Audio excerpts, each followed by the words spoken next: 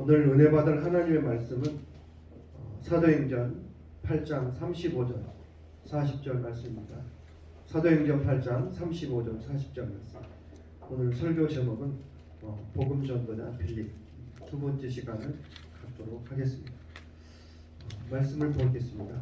빌립이 입을 열어 이 글에서 시작하여 예수를 가르쳐 복음을 전하니 길 가다가 물이 있는 곳에 이르러 그 내시가 말하되 보라 물이 있으니 내가 침례를 받음에 무슨 꺼리낌이 있느냐. 38절 같이 읽습니다. 시작. 이에 명하여 수레를 멈추고 빌립과 내시가 둘 다 물에 내려가 빌립이 침례를 베풀고 둘이 물에서 올라올 때 주의 영이 빌립을 이끌어간지라. 내시는 기쁘게 길을 가므로 그를 다시 보지 못하니라. 빌립은 아소도에서 나타나 여러 성을 지나다가 복음을 전하고 가이사랴 이르니라. 주님의 천사가 주님의 영이 빌립에게 말씀했습니다. 일어나 예루살렘에서 가사로 내려가는 남쪽 길로 가거라. 그 길은 광야의 길이다. 그래서 빌립이 일어나 가다가 길에서 에디오파 사람을 만났습니다. 그는 에디오피아 여왕 간닥의 높은 관리로서 여왕의 재정을 맡은 사람이었는데 내시는 예루살렘에 예배 드리러 왔다가 본국으로 돌아가는 길이었습니다. 빌립 집사님이 예루살렘에 예배를 드리러 왔다가 돌아가는 길이었습니다. 우리 인생의 중요한 나침반은 성령이십니다. 주의 사자가 빌립에게 말하여 이르되 일어나 남쪽으로 향하여 예루살렘의 가사로 내려가는 길까지 가라 하니 그 길은 광야라.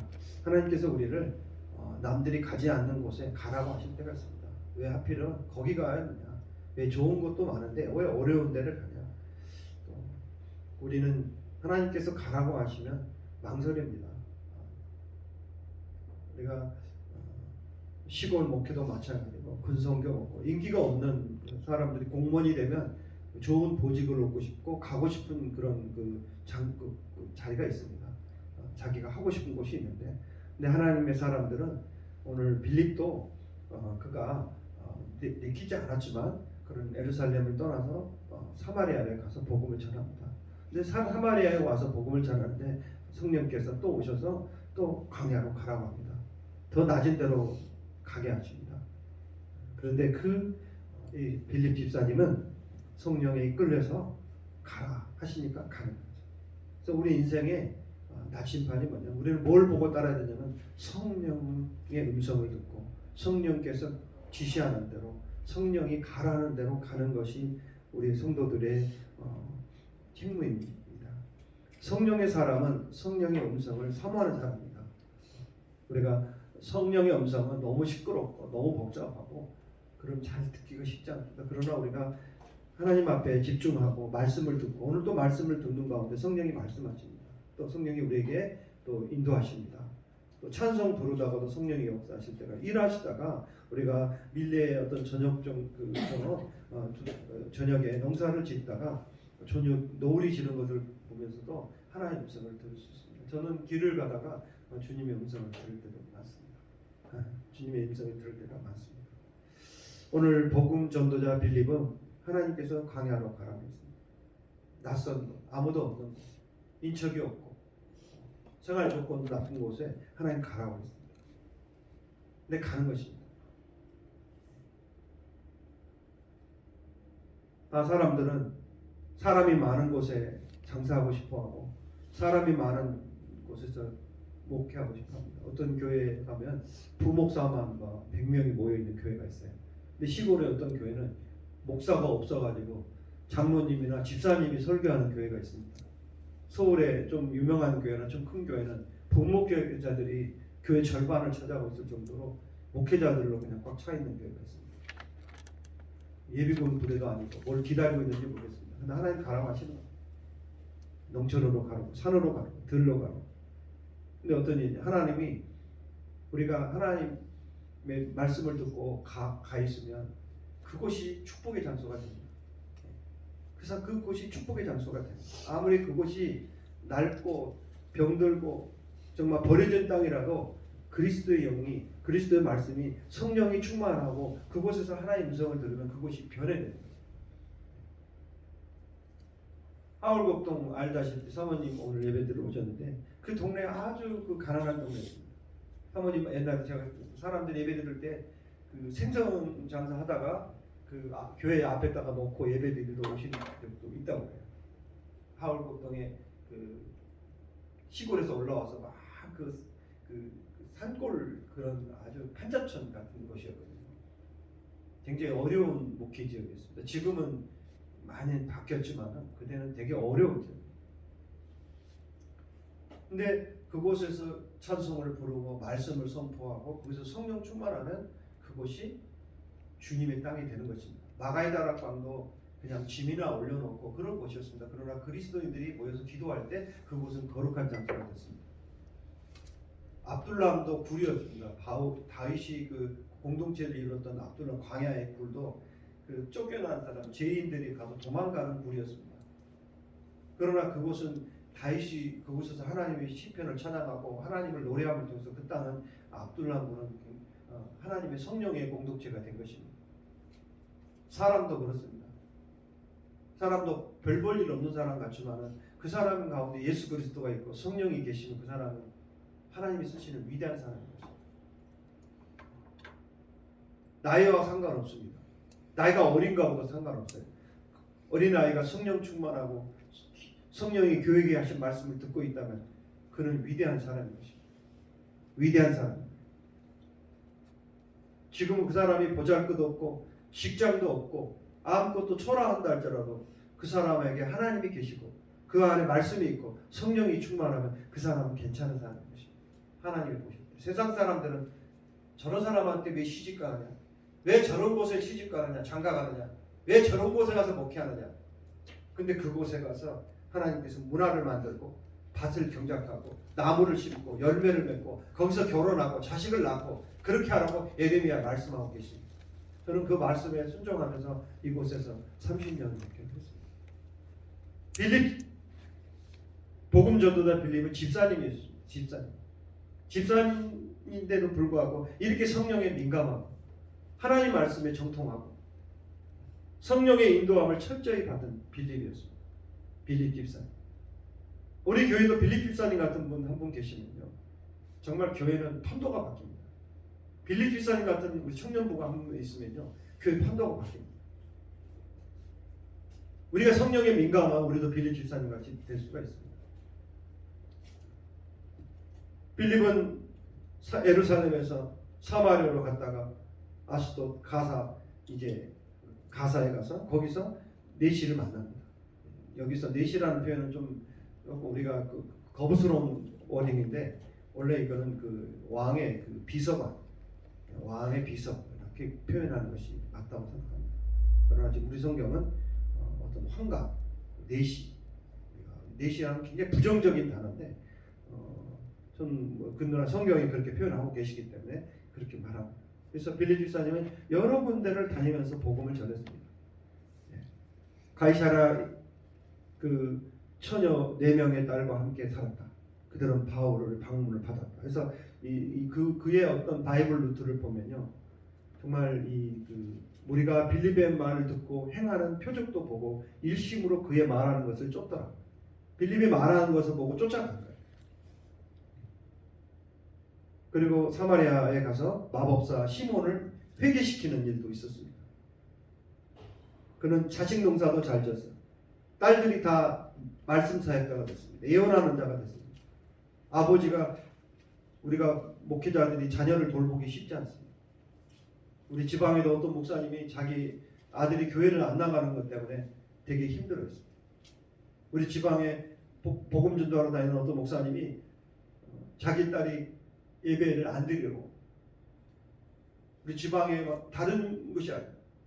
얼마 전에 우리 옆에 있는 교회 목사님도 자기 아들이 예배당에 예배 드리러 나가고 이제 줌으로 예배 드린대요.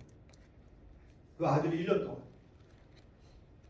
그러니까 목회를 하다 보니까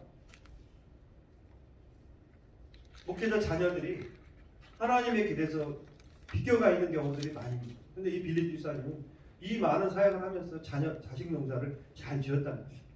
복음 농사를 잘 지었다. 빌립은 이제 광야에 하나님의 음성을 듣고 가다가 이 아프리카 이 내시를 만나서 그에게 그가 하나님의 말씀을 읽고 있었어요. 그래서 그에게 말씀을 이제 복음을 전하게 됐습니다. 근데 이 내시가 자기가 침례받고 싶어 했습니다. 그래서 침례를 줍니다. 분명히 뿌리는 것은 아닌 거죠. 저는 세례를 약화시키고 그것이 비성경적이라고 말하는 게 아니라 성경에 좀 더 접근하기 위해서는 성경적으로 접근하기 위해서는 분명히 바울도 물에 들어갔고, 아니 빌립 집사님도 물에 들어갔고, 예, 이 아프리카 그 내시도 물 속에 같이 들어갔습니다. 어떤 분은 목사님은 안 들어가고 그냥 그 사람만 이렇게 물에 잠기게 하는 경우가 있더라고요.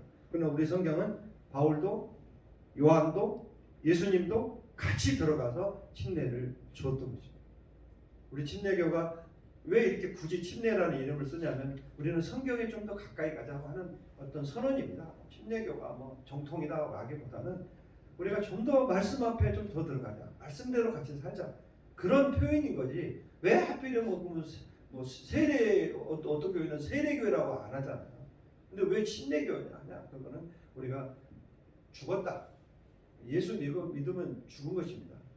제가 예수 믿기 전에는 싸움 대장이었습니다. 예수 믿고 난 다음에 그냥 얻어 터지고 맞고 그냥 멸시당하는 것이 그냥 일상인 것입니다. 내가 날마다 죽지 않으면 복음을 전할 수가 없는 것입니다. 그래서 침례라는 이름을 우리 침례교가 붙은 것은 우리가 날마다 죽자. 바울이 날마다 죽자. 침례는 죽는 것입니다. 그냥 장사 지내는 거예요. 죽지 않으면 내가 살아있으면 복음 전할 수가 없어요. 그러나 이 빌립 집사님이 이 내시를 만나서 바로 그가 만나자마자 침례를 주는 거예요.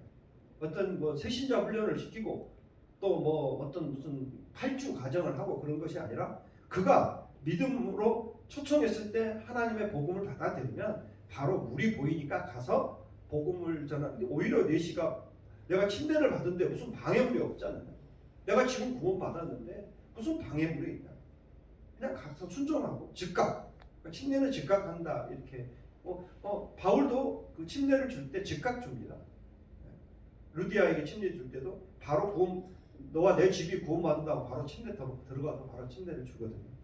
그래서 저희 교회도 성도들이 와서 믿으면 바로 침례를 주고 싶어서 침례탕을 만들려고 하는 거예요. 임진강을 제가 가보지만은 굉장히 위험하고 들어갈 수가 힘들어요. 지금 강 자체가 우리가 그다음 목욕탕에 갈 수는 없잖아요. 그래서 또 목욕터를 또 하나 만들었는데 언제든지 새신자가 오고 그가 구원의 확신이 있으면 바로 침례를 줄 수 있는 장치를 제가 올해 이제 만들려고 하다가 몸이 조금 안 좋은 상태라서 지금 하지 않고 있습니다. 그래서 에디오피아 내시 마차에 앉아서 이 성령이 빌립에게 저 마차로 가까이 가거라. 성령께서 뭐라고 하면 마차로 가까이 가라. 마차로 가까이 가라. 지금 있고 있는 먼저 말을 걸은 거죠. 그가 말을 걸을 때도 있지만 내가 먼저 말을 걸을 때가 있는 거죠. 왜 전도는 그런 거거든요. 가르쳐주는 사람이 없으면 어떻게 이해할 수 있겠습니까? 또 우리가 복음을 전하려고 열심히 노력하는 거죠. 전도자들은 순종할 때 복음의 문이 열립니다. 아멘. 그러니까 순종할 때 내가 순종하고 복음 전하러 나가면 문이 열리는 거예요. 그래서 어떤 사람은 하나님에 대해서 완고한 마음을 가지고 있어요. 교회에 대해서 블라인드를 칩니다. 교회를 혐오하고 목사들 안 좋아하고 교회 다니는 것들을 아주 안 좋아해요. 그러나 우리는 순종하고 복음의 문을 열어요. 어떤 분이 그래요. 목사님 만나고 난 다음에 교회에 대한 교회에 대한 혐오와 교회에 대한 이런 마음이 약화됐다는 거예요. 솔직히. 그래서 계속적으로 그분이 저한테 최근에 문자 왔는데 목사님 삶을 보면서 자기는 우리 교회 와서 봤잖아요. 제 삶을 보면서 정말 그 부분에 대해서는 자기는 너무 정말 어떤 성직자의 길을 가고 있다. 자기는 그렇게 사람들에게 주변에 이야기하고 있다고 하시더라고요. 저 자랑을 이야기하는 것이 아니라 어떤 사람이 하나님에 대해서 완고한 마음을 가지고 있어요. 교회에 대해서 혐오하고 있고 그런 자녀들이 있을 수 있어요. 그러나 어떤 사람은 열려있는 사람도 있다는 거예요. 그 열려있는 사람들을 위해서 우리가 접근해야 됩니다. 그래서 전도자가 성령의 인도하심에 민감하게 반응하고 그분의 인도하심 따를 때 어떤 전도자는 복음에 응답할 준비가 된 사람을 발견하게 됩니다. 빌립은 항상 영으로 준비되어 있고 준비되면 기회가 오잖아요. 그러면 그게 기적이 나타납니다. 제가 이번 농촌 선교 세미나를 하는데 이 주제가 있었습니다. 우리가 준비되어 있고 성령 충만하고 있고 그럼 기회가 오는 거예요. 그럼 기회를 바로 기회를 놓치지 말고 바로 들어가면 하나님께서 기저귀를 열어주시더라고요. 전도자가 좀 그 전도할 때 시급함이 있습니다. 언젠가 저 사람 전도하면 되겠지 아니라 지금 당장 해야 되는 거예요. 내일 저 사람 전도해야 되겠다. 왜냐하면 전도자에게 가장 그 어떤 센스가 있어야 되냐면요, 어떤 그 감수성이 있어야 되냐면 시급하다. 전도 이게 급하다. 전도는 늑장 부리면 안 되는 것 같아요. 이번에 저희들이 이번에 그 이태원 계곡에서 일어나는 그 추악한 일들이 벌어졌잖아요. 죽음에. 그들이 복음을 안 받아 경험도 못하고 죽어버렸다. 20, 30대, 10대. 전도자가 가지 않으면 누가 예수에 대해서 말할 것입니까? 우리가 복음을 전하지 않으면 지금 시급하다. 시급하게 이야기. 시급하게 이야기를 하지 않으니까 저 사람들이 저 죽음의 계곡에 들어간 거죠. 밤 10시에, 밤 11시, 12시에 술 취하는 계곡, 얼굴에 귀신 분장을 하고 말세에 나타날 교회의 특징은 라오디아 교회들이 뭐냐면 너희는 나를 너무 아프게 한다. 입술로는 너는 나를 사랑한다고 말하지만 그렇게 말은 하지만 그건 입술의 고백일 뿐이다. 그렇게 말을 해요. 그러니까 라오디아 교회는 복음을 말하지 않아요. 복음을. 우리가 이 시대 젊은이들에게 복음을 이야기해요. 회개하지 않고 사망이 있다는 거. 네가 그 악인의 길로 가면 죽음이야. 죽음. 이태원 계곡에 들어가면 사망이야. 그 이야기를 왜 말하지 않는지. 라오디아 교회는 그냥 인격적으로 그를 존중한다고. 젊은이를 존중하는 것입니까? 그게 거기 가지 말라고 하는 게, 거기서 마음대로 놀라는 게. 만일 복음을 전하지 아니하면 내가 화가 있을 것입니다. 우리가 복음을 전하지 않으면 화가 일어나요. 나에게 이렇게 고통스러운 거예요. 저들이 죽은 것 때문에 우리가 고통스럽잖아요. 우리 온 국민이 저들이 죽음 때문에 막 고통스러운 거예요. 나라가 지금 또 박살나게 생겼어요. 지금 이 세월호 때문에 아주 10년 그냥 세월호 타령 막 너무너무 막 그냥 이 세월호가 아니고 그냥 모든 수학여행이 다 멈췄습니다. 우리 청소년들이 야외 활동이 다 멈춰버린 거예요. 이게 그래서 복음을 전하지 않으면 우리 온 백성이 괴롭고 온 나라가 힘든 거예요. 그래서 복음을 우리가 시급성이 있다는 거예요. 근데 말세는 복음을 그냥 타협을 해버리는 거예요. 아이들도 인격이 있고 뭐 놀 자유가 있고 놀 권리가 있고 거기서 술 취할 권리가 있고 밤늦게 돌아다닐 권리가 있고 마음대로 떠들고 사람이 앰뷸런스가 왔는데도 뭐 노래 부를 권리가 있다는 거야. 그래? 그러면 나도 말할 권리가 있어. 너 그렇게 살면 죽어. 지옥 가. 그래서 매튜 엘리는 사역을 맡은 사람들에게 복음을 전파하는 책임이 있다. 여러분 모든 사람에게는 책임이 있습니다. 자기가 가는 길에 책임져야 되는 거예요. 근데 그 책임을 다른 데 또 돌리고 있더라고요. 자기들만 말할 권리가 있나? 언론들이? MBC가? KBS는 자기들만 말할 권리 있냐고요. 철학도 없고 복음도 없고 생명도 없는 아나운서들이 나와가지고 떠드는 걸 보면 한심하다. 귀 있는 자는 성령이 교회에게 하신 말씀을 들으라고. 부지런히 우리도 잘못된 시그널을 보내면 안 되거든요. 잘못된 시그널을 보내면 안 돼요. 어제 그러더라고. 나 깜짝 놀랐어요. 저렇게 젊은이들이 놀 수 있도록 내버려둬야 된다고 막 모든 젊은이들을 위로하자는 거예요. 20, 30대 표를 의식하는 거예요. 근데 죽은 사람들이 거기 간 것을 자랑스럽게 여긴 사람이 하나도 없어요. 학교 선생님이고 엄마고 아들이고 다 뭐냐면 우리 세월호는요 얼굴을 다 깠어요. 근데 이놈은 이태원 계곡에 간 사람들은 얼굴 한 명도 안 냈더라고요. 왜? 떳떳하면. 자기가 가는 길은 자기 인생 자기가 책임져야 되지 누구 보고 책임져라는 거예요. 우리 주님께서도 그러는 거예요. 심는 대로 거둔다고. 잘못 심은 거를 갖다가 왜 다른 탓을 하냐고. 그래서 전도자들은 성령에 민감. 그래서 우리가 어떤 민감해야 돼요. 저도 오늘 하나님께서 보내시는 곳으로 가야 됩니다. 하나님이 가라고 하시는 곳에 가야 돼요. 근데 성령께서 거기를 가라고 하셨겠냐? 네? 밤늦게 광란의 장소에 소리 지르고 벌거벗고 개인들이 가장 많이 모이는 그 장소에 우리가 가야 되겠냐? 성령께서 가라고 했겠냐고. 우리는 또 복음을 전하러 저도 나가야 돼요. 집에만 있으면 안 돼요. 교회만 있으면 아니고 길로 우리 양 목사님 오늘 예파 갔는데 나가 있어야 돼요. 우리 여기 이번 여름성경학교도 우리가 300만 원 썼는데 교회요 전도 한 명도 못했어요. 얘들이 왔어요. 한 30명, 40명 왔어요. 그 다음에 열매가 안 돼요. 근데 네팔은 인도는 복음을 전하잖아요. 열매가 있고 무슨 수학이 있어요. 수학이 돈 50만 원만 써도요. 내가 그 선교사님 만났더니 이번에 얼마면 30만 원이면 성탄절 행사 치를 수 있대. 아니 우리는 30만 원을 써가지고 전도가 되냐고. 안 돼요. 그런 거 여기다가 농사 지으면 안 돼. 대한민국은 지금 포기하는 게 아니라 오히려 수학이 잘 나는 곳 30배 100배의 결실이 맺은 땅에 가서 복음 전하는 게 맞는 거지. 언제까지 대한민국 하나님은 그래서 촛대를 옮기시는 거잖아요. 퀘이커 교도들이 자주 쓰는 말이 뭐냐면 길이 열린다, 에바다, 삶으로 말하자, 몸으로 말하자. 이들이 이제 가장 우리가 사랑하고 축복합니다 말하는데 사랑하고 축복합니다 말만 하면서 사랑도 안 하고 축복도 안 해요.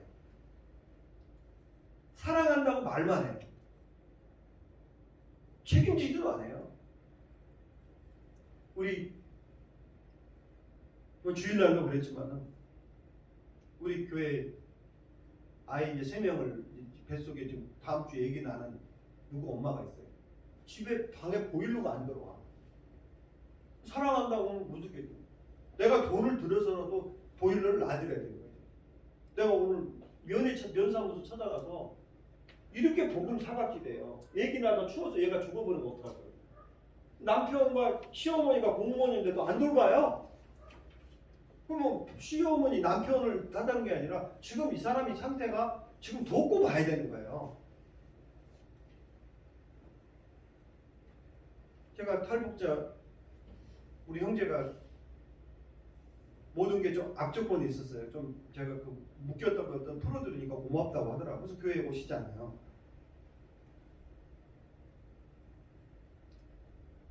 우리가 삶으로 말해야 되는 거죠. 그냥 말만 하고 끝이야. 근데 제가 가서 이제 면회 시에 가서 이 부분을 설명하고 증언을 해야 되고 몇 번 찾아가고 그런 예산이 없거든요. 예산을 만들어야죠. 그래서 이 K교도가 자주 쓰는 말이 길이 열린다. 그럼 삶으로 말하자. 하나님께서 우리에게 매일 하나님의 계시가 열린다는 거예요. 하나님이 오늘도 우리에게 계시하셔서 우리를 이끌어 주시는 거예요. 제가 여기 사진들을 만난 사람들, 최근에 만난 복음 전도한 사람들이에요. 만나서 복음을 전한 사람. 근데 예수 믿는 사람 중에서도 마음에 상처 있는 사람을 치료할 때도 있어요. 어제 사모님이 목사님이 가야지만이 어떤 것이 회복이 일어날 때가 있다고 그래요.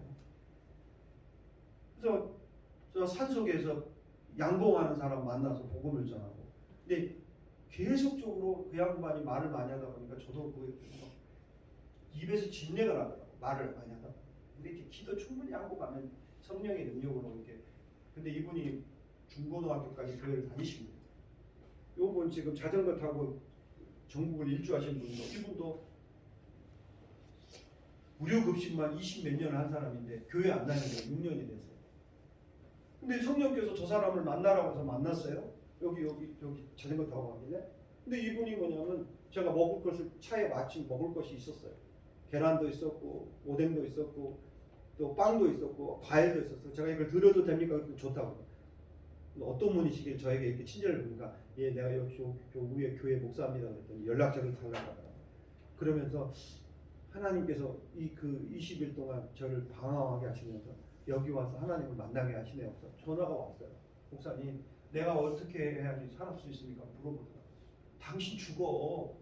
당신 다시 지금 이런 식으로 살면 당신 죽어요. 전화가 왔길래 그랬더니 목사님 그 말이 공포스럽네 무섭네. 제가 순종하겠습니다. 이렇게 나가더라고요. 저도 깜짝 놀랐어요. 성령께서 제 입을 벌려서 전도하게 하시고 말하게 하시고 어떤 분은 저기 뻥튀기 하시는 분이야. 저기 사진을 내가 떴는데 뻥튀기. 어제 우리가 주일날 우리가 주일날 우리가 야외 갔는데요. 엄청나게 우리 돈을 많이 썼습니다. 근데 우리 장 집사님도 가고 우리 아이들도 가고. 근데 누구야 새로 오신 구미숙 씨도 오셨어요. 근데 아들 딸들이 왔어요. 왜 내가 그 잔치를 베풀었겠어요? 전도의 장으로 만든 거예요. 돈을 막 물도 가지고 뭣도 가지고. 그러니까 애들한테는 끝도 없네. 애들을 목적도 있었지만은 그 부모들을 같이 식사하자고 내가 아침에 전화했어요. 누구 어머니 오늘 우리가 근데 꼭 내가 가도 되나 갈 자리입니까? 오세요. 그랬더니 이제 그 할머니가 아이를 전도하니까 할머니가 전도가 되잖아요. 나이 드신 어머니 95세 되신 어머니를 그 전도하니까 아들이 같이 교회를 오게 되는. 그러니까 모든 것은 전도에 귀착됩니다. 전도. 그래서 진짜 맛있게, 즐겁게, 좋은 날씨에, 좋은 장소에서 또 우리가 이 삼겹살 파티를 너무너무 맛있게 먹었습니다. 나는 우리 성도들이 막 맛있게 먹는 장면을 보면서 너무 즐거워요. 빡배말이 있습니다. 빡배말. 빡세게 배워서 말하라. 빡세게 배워야 돼요. 화사관 교육을 가면요. 정통해야 따른다는 말이 있어요. 내가 정통하지 않으면 사람이 안 따르는 거예요. 총 쏘는 것도 정확하게 가르쳐야 됩니다.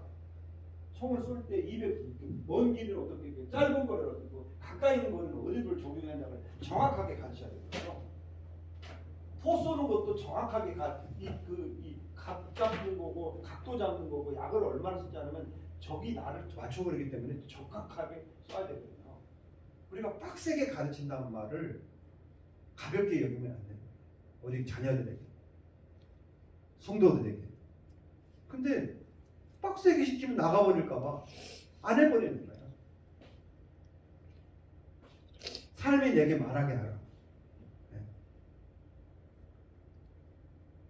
신자들도 성도들도 교회 다니다가 시험들을 쑥 있기 때문에 그들을 바르고 정확하게 정말 온 정성을 다해서 가르쳐야 됩니다. 오늘 빌립 집사님이 하나님 말씀을 그렇게 빡세게 훈련 받았잖아요. 예루살렘 교회에서 제자들에게 예수님에게 직접 이분들이 훈련된 사람들이죠. 그래서 빡세게 배워서 그가 복음을 전하러 다니는 거예요. 배운 게 있으니까. 훈련받은 게 있으니까 정확하게 전하는 겁니다. 제가 오늘 이렇게 열심히 수요예배 성도들은 많지 않지만 이렇게 열심히 준비하는 것은 우리 사랑하는 딸과 또 우리 사모님이나 우리 권사님들이 어디 가든 일당백 할 수 있는 분들이기 때문에 열심히 배워서 열심히 듣고 빡세게 배워서 정확하게 우리는 소문을 가지고 이야기하는 것이 아니라 정확하게 배워가지고 정확하게 전달해야 될 책임이 있습니다. 빌립이 입을 열어 이 글에 시작하여 예수를 가르쳐 복음을 전했다. 이 글에서 시작하여 예수를 가르쳤다. 예수를 빡세게 가르쳤다. 복음을 복음다게 가르쳤다. 아멘. 예. 남의 잔치집만 쫓아가지 말고 자기 인생을 잔치집으로 만들어가야 됩니다. 맨 남의 잔치집을 쫓아가. 자기 집을 잔치집으로 만들어. 대한민국이 잔치집이 되게 만들어야 돼. 이번에 이제 우리 오세훈 시장이 서울시 서울 올림픽을 다시 개최하기 위해서 사실 이제 애국을 나갔던 건데 자기 혼자 노력하고 여러 사람과 같이 노력하면 좋지. 남의 잔치집에만 쫓아가지 말고 자기 인생을 자기 집을 맨날 남의 무슨 운동이니 맨 남의 그 잔치집에만 쫓아가. 자기 집을 잔치집을 만들어야 돼. 제가 그림 하나 만들어 놓은 게 있습니다.